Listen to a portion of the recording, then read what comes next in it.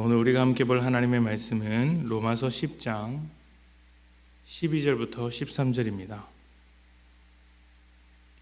로마서 10장 12절부터 13절까지 말씀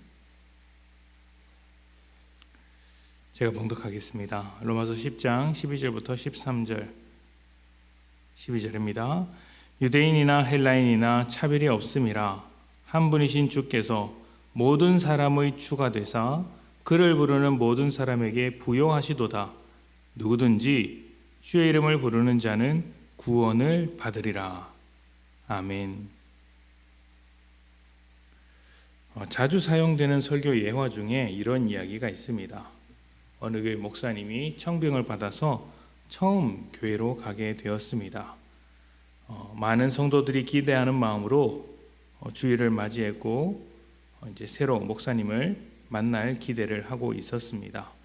그런데 그날따라 평소에 보이지 않던 아주 초라한 행색의 남자 한 명이 예배를 드리려고 교회 안으로 들어오는 것입니다. 그것도 이제 뒤쪽에 앉아 있는 것이 아니라 사람들이 아주 잘 보이는 앞쪽에 앉아서 예배를 드리는 것이죠. 새로운 목사님이 오는 날에 좀 행색이 불편한 사람이 준비 없이 앞에 앉아 있는 모습을 보니 사람들은 내심 불편해했고 그를 다 피해 다녔습니다. 그럼에도 불구하고 그 남자는 꿋꿋이 예배에 참석을 했습니다. 예배가 시작되고 사람들은 새로 오신 목사님을 찾았는데 보이지 않았습니다. 그리고 얼마 뒤 목사님을 정식으로 소개하자 회중석에 앉아있던 그 초라한 행색의 남자가 서서히 강단으로 올라오는 것입니다. 이미 예상하셨겠지만 사람들이 피해 다니고 외면했던 그 남자가 새로 오신 목사님이었던 것입니다. 목사님은 일부러 처음 인사를 하기 전에 그러한 모습으로 강단 앞에 섰고 그 교회가 어떠한 마음으로 신앙생활을 하고 있는지 이제 드러내신 것이죠. 이 짧은 이야기는 실제 일어난 이야기라고 합니다. 이 이야기는 교회 안에서 일어나는 어떤 보이지 않는 차별에 대한 문제를 보여주기도 하죠. 사실 교회에 있다 보면 자기도 모르는 사이에 여러 불편한 사람들이 생깁니다. 또 편한 사람들도 생기게 되죠. 방금 말씀드린 남자처럼 좀 초라한 행색을 불편하게 생각할 수도 있고 어떤 말투나 행동을 불편하게 생각해서 차별하는 경우가 있습니다. 대놓고 차별하는 경우도 있고 남모르게 차별하는 경우도 있죠. 아니면 교회 생활을 열심히 하는 사람과 그렇지 못한 사람을 차별하는 경우도 생깁니다. 왜 차별이 생길까요? 조건을 따지기 때문입니다. 조건에 드는 사람, 그러니까 내가 설정한 조건, 내 마음에 드는 사람과 들지 않는 사람, 내 조건에 부합하지 않는 사람, 이런 차이에 따라 차별이 생기고 다르게 바라보게 된다는 것이죠. 그런데 이 조건이라는 것이 결국 따지고 보면 대부분 자기중심적입니다. 내가 판단하는 조건이고 내 마음인 것이죠.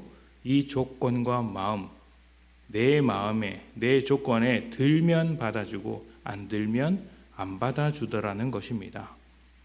유대인과 헬라인에게 차별이 생기는 이유가 무엇이었을까요? 율법으로 말미암는 의, 다시 말하면 사람이 만들어내야 할 의를 따지기 때문입니다. 사람이 조건이 되는 것이죠.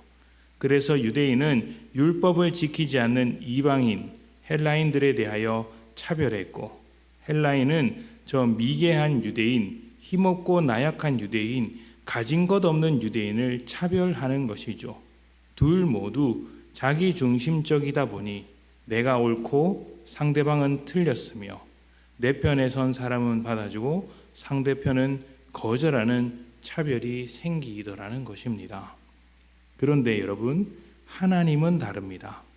하나님은 그 어떤 사람이라도 하나님의 기준에 합당하지 않는다는 것을 아십니다. 그래서 사람을 버리십니까? 사람들은 자기중심적이기에 마음에 안 들면 버립니다만 하나님은 버리지 않습니다. 왜냐하면 우리가 읽은 로마서 10장 12절에서 보듯이 한 분이신 주께서 모든 사람의 주가 되시며 주님을 부르는 모든 사람을 채우고도 남을 만큼 부요하신 분이기 때문입니다. 넉넉하고 품을 만큼 크신 분이기 때문이죠.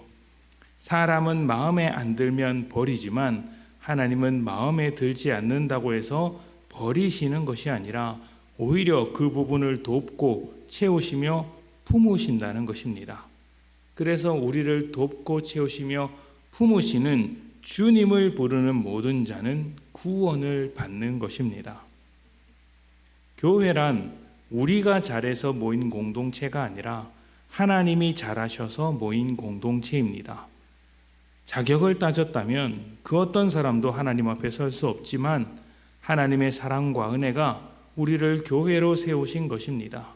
그래서 교회 안에는 차별이 없습니다. 있어선 안 됩니다. 누구나 나와서 은혜를 받는 자리가 되어야 하고 누구나 하나님을 만나는 자리가 되어야 하는 것이며 누구나 예수 그리스도의 십자가 그 섬김을 받을 만한 위치에 있다는 것입니다. 잘해서 특별해서가 아니라 하나님께서 긍휼히 여겨주셨기 때문에 하나님의 자녀들도 긍휼히 여겨주어야 한다는 것이죠. 이것은 우리 개개인의 삶에서도 마찬가지입니다.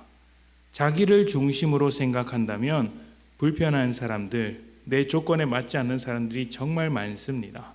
살다 보면 말 한마디 자존심을 건드리는 사람들이 많고 또 악한 의도를 가지고 내 약점을 건드리는 사람도 있죠. 또 해코지 하는 사람들도 있습니다.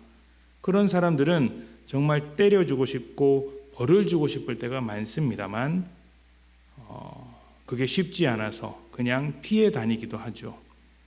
안 보는 것입니다. 그러나 내 중심이 아니라 예수님을 중심으로 생각해 보십시오. 잘난 것 없는 나를 위해 십자가를 지신 주님께서 잘난 것 없는 그 사람을 위해서도 십자가를 지셨습니다.